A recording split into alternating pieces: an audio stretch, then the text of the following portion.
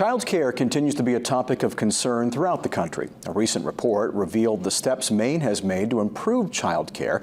However, there's still plenty of room to grow. Sierra Whaley has this report.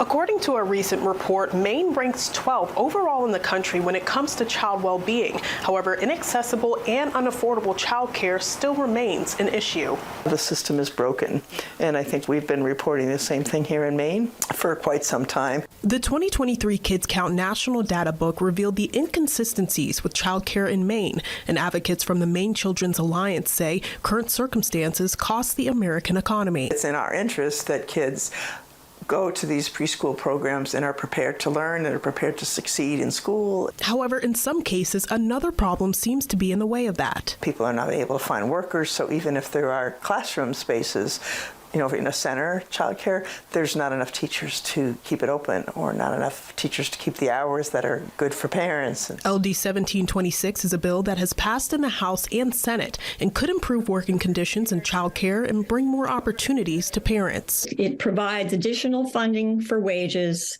It also increases eligibility for a childcare program that helps families pay for childcare, so more families would be eligible for this program. It increases the income limits. As of right now, the average pay for childcare workers in Maine is $14 an hour, which is one of the lowest incomes in the state.